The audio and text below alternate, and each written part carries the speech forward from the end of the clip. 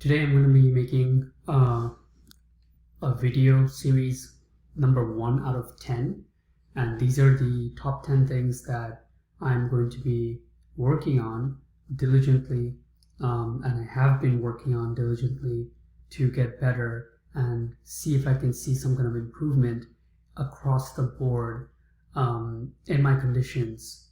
So as I mentioned in the last video,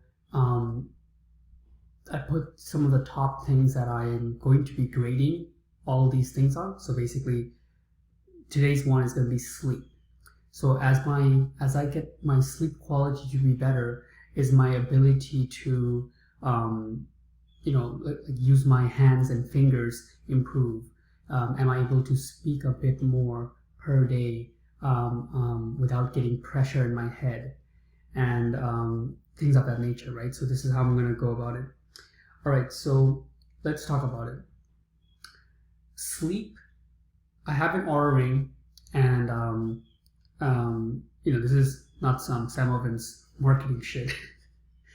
This is when you have an autoimmune condition, it's no longer like some kind of efficiency thing for sleep. I can have a very direct impact on my day.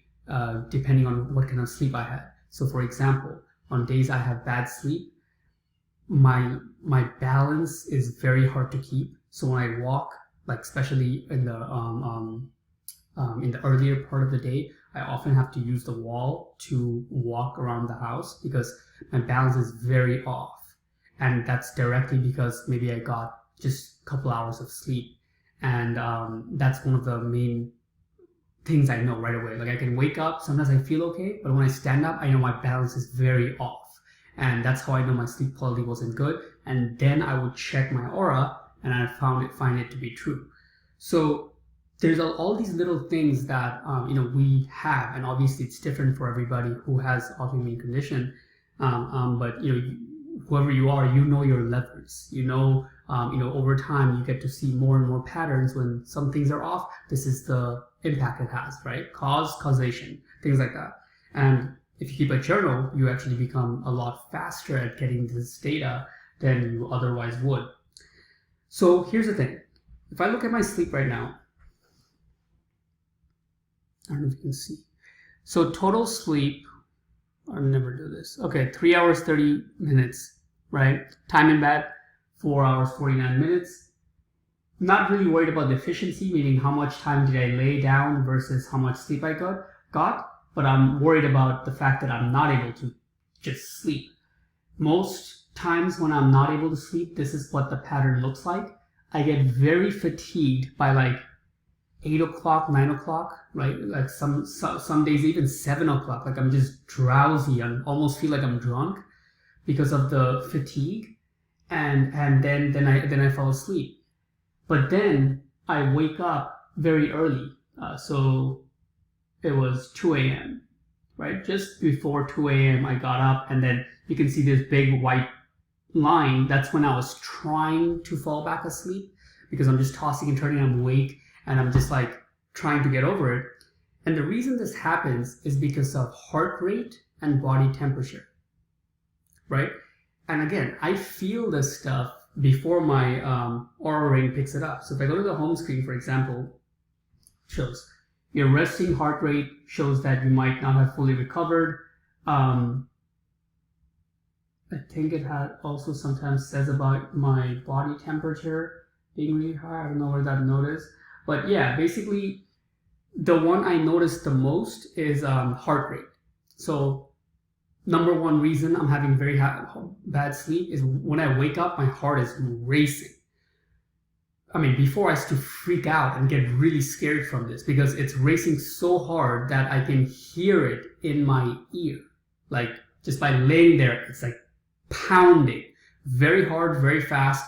And I'm trying to catch my breath, trying to get grasp on just like being able to withhold it down. I can't stop the heart rate, but be able to just feel that it's gonna be okay. So that's usually what happens when I just wake up. And nowadays when it happens, it's like I'm not as freaked out, but it's like, okay, one of those nights again, it's going to be rough.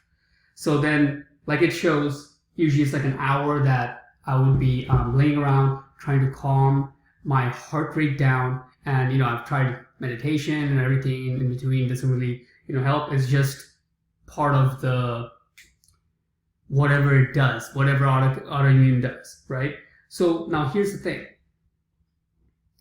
This is what I'm going to do about it.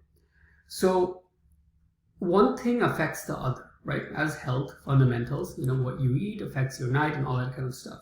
Now, I'm not eating anything that's bad. I'm eating like extremely clean. But what happens is that if I eat a bit too late, right? So normally I try to eat my dinner at 5. Even if I'm like an hour to hour and a half late, let's say I eat at 6:30, and then I'm going to go bed at 9, that's almost, not guaranteed, but it's a high chance, like 70% chance that night is going to be very fast heart rate, temperature, inconsistency. Sometimes when my body's heating up, it feels like it's actually getting cooler, so I get chills. So anyways, this is what these are the main things that I'm going to be working on and documenting, right? Number 1, and this is the very first rule, and the number is 10 hours. Dedicate 10 hours for sleep. Straight off the bat, right? Which means that if you have your dinner at like, let's say 5, I would recommend. Even 6:30 for me personally with my condition, it becomes too late. So if you eat dinner at 5:30, let's say, roughly an hour from then, hour to 2 hours max, right? Around like 7 o'clock, you need to start winding down, right? So what that looks like is basically, first of all, very basic stuff. So no more screens. So I shut off my screen. My phone is already off from like 3 p.m. So that is resting in this room, so I don't take anything in the bedroom. And then another thing I do is nowadays I'm watching with the on the what do you call it? On the, not on the computer, on the iPad, with the night mode. It's like this orange mode, right? And currently it's Naruto, so watching anime. But the point is, you can watch or read anything that like is I don't know if it's calming, not calming, but like just fantasy. It just happens to be, for me it's cartoons. For other people it could be, I guess, like like maybe reading a story about like something that's not to do with any kind of like work, or for like anything that doesn't get you excited, right? That's number 1. You can't be too excited for going to sleep. So I'm just watching Naruto with a night mode on, so it doesn't impact the screen time on the eyes, which also affects sleep. And then maybe I'd watch like 1 or 2 episodes. Luckily, this thing is, episodes are like, just like 20 minutes. Whereas, if I was to watch some other TV show where a lot of times episodes are like 40 minutes to an hour, then I would feel like I would have to watch like a couple hours, right? Whereas Naruto, I watch like 2 or 3, maybe 4, and that's still just hour and a half. I watch that, calm down, stretch. Then at the night, I don't always meditate nowadays anymore. In the mornings I do, but not at the night. But then I'm kind of like calmed down to go to sleep. That's like the 2-hour window, right? And the last thing I'll say on that is, right at the end of that 2 hours, it's like right after that, if you have some time that you're not watching anything at all, that is also really good. But sometimes I do just watch it and then like brush my teeth and just get ready for bed. And I haven't seen much difference with watching it in night mode. So it does work. Meaning if I do the same thing with a normal screen and also try it, it's directly, I can see the correlation where my sleep is impacted, and things are a lot worse if I was to watch with the normal screen right before bed, whereas night mode is not as bad. So that's number 1, fundamental rule, 10 hours. And when you try to do this, it gets kind of difficult because you realize how earlier you have to start the wind down. And New York, Connecticut area, it's like sunny. So my room has like blackout curtains, and I just need to like also take it the other step and like somehow tape the top, because there's a little glow that comes out. It should be like pitch black as much as possible, right? I turn off like any kind of like I had a plug where it has a red light when it's on. That is like turned off now, and then my air condition has a green light, right? So I covered it with a little I covered the whole space with a little like a curtain area, but then I can see the glow of the green light through it, so I taped it just to show how much light can affect the sleep. So now I'm kind of getting into very basic sleep optimization stuff, but the main point between a normal person as a person, normal person trying to optimize their sleep heavily versus somebody who has, an autoimmune condition, I would say it's the number of time you can dedicate to sleep, right? A lot of times I see, not autoimmune people, but entrepreneurs, when they try to optimize sleep, they're talking about like the efficiency, like, how much time I can spend in bed and how much sleep total I can get, which makes sense. Like you have shit, you want to get more shit done and more time you're awake and all that. But I'm not optimizing in that same way, right? I'm going for what is the absolute way I can get the most quality sleep, even if it takes like 10 hours for me to dedicate to sleep. And this is the way. So 11 minutes in. I want to make this video more than 15 minutes because I'm already feeling the pressure. So the next thing I'll talk about, and I won't go through a lot of these stuff because after just, the main 2 points, I think it becomes basic sleep optimization stuff. But the second thing is, if you wake up at night, you have to have a system, have a way to still remain in bed no matter how long it takes. Like yesterday I failed, right? Even the day before I failed at it. Let's see. Yeah, right. So like I woke up, I tried for an hour to go to sleep. Like my back was like hurting, so I'm like, all right, let me just get up and just whatever, and just sit on the computer. Sometimes I'll check Facebook and try to see if I can. Lately I tried to like message some people from my side of the country who's awake at that time. But here, the day before, very similar thing. 8 o'clock went to sleep, had some trouble, but went back to sleep. Woke up at 1. And then I was just like, I just knew when I woke up that day that, I'm not going to be able to sleep again because my heart rate's just insane. And so then I stopped trying, right? I just go back and I just be awake and YouTube videos until I'm tired. Now, this is what you should be doing, and this is what I'm going to be doing, and I'll document this. This is very difficult to do, right? So I understand. But what you have to do is have a system that allows you to go back and sleep. And let me just go to my room and show you guys how it's set up. All right, so I don't know if the camera can show, but these are like the blackout curtains. And I'll get into the system I'm talking about in a second. So let me just open this so you can actually see what's going on. So very thick curtains. It's like, I think pretty normal ones. Like 1 second, yeah.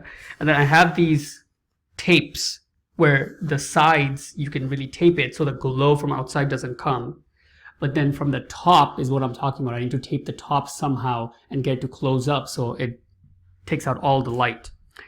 I'll talk about one more thing. I have this machine right here, right? It pumps air into the bed, right? So it goes between your mattress and that sheet I have right there. And what this does is basically, as I was saying, that body temperature is a big thing, right?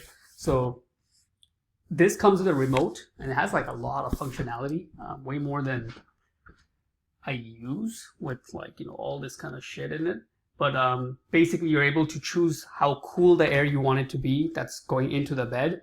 And you can also choose the how hard you want the air to blow in. And I usually keep it at like a 25-30%. So that's not going to mean much unless you use a machine like this. But the point is, it's just enough to keep a cooling airflow around my feet. My blanket is really heavy, so it doesn't really go up to my body area too much. And it just keeps the air around this region right here. All right, now let me talk about this, because this is what I'm going to be doing, and something I just realized very recently in terms of sleep optimization for this. So, and the machine that I'm talking about is from Sam Ovens. But all right, here's what I did.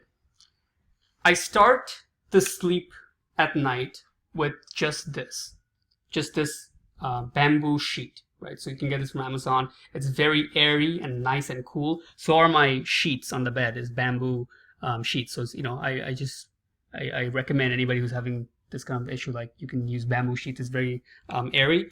But I start the night with just this sheet because that's when I probably turned on the AC not too long ago. So this is the curtain thing I was talking about. It has a light from that AC right there, but then I put tapes in the light, so I don't really need this thing anymore, but it's still fine. But the point was, I start the night and then the AC is blowing, right? And it's not too cold. And it's just cool enough for me to fall asleep, so it's cool.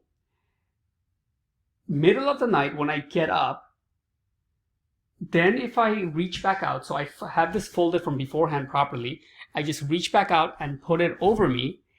That really does it. So a couple times that happened to me where I was able to fall back asleep, even though my heart rate was really racing, maybe like 30 minutes to an hour. I'm trying to just calm down and stay at peace and, like all that kind of stuff. And then I'll be able to use this blanket to bring it over me and then fall asleep.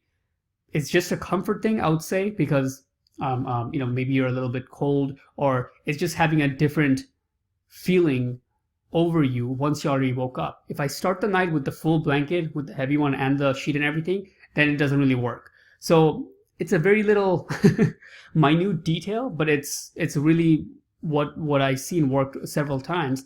And I'm going to just have to remember to do it as a system, and, going to be one of the things that I work with and document. And yeah. So what I would like to see happen over the next couple weeks, months, you could say, is to get to a position where I can get 7-8 hours of sleep, right? If it takes, what I'll do is start my wind down very early, like maybe, eat dinner, 4:30, 5 p.m., then start the wind down, watch whatever TV show I'm watching at that time, from like around, for maybe like an hour, not too long, around 6, and then have a whole wind down of no screens, nothing, just read a book for 2 whole hours until 8:30, right? Or read half an hour, walk around for 5 minutes, so some system like that, and then be able to head to bed around 8:30. That way it's literally like hours of calm and waiting time before sleep comes, and it's possibly one of the ways to get the heart rate to calm down. And even if it does act up, maybe it won't be as intense and starts to get a little better over time. So I'll leave it at that. It's 20 minutes in this video. So this is the first video, as I said, of sleep optimization. I just wanted to put this one out there because, again, these videos are difficult for me because there's so much more that has happened and keeps going on. I don't even know what to include in a video that I'm making, like right now, off the cuff. But sleep is one of those things that if this one is bad, it affects every other part of your day. And that's why I wanted to get this one out first. The next video is going to be on diet.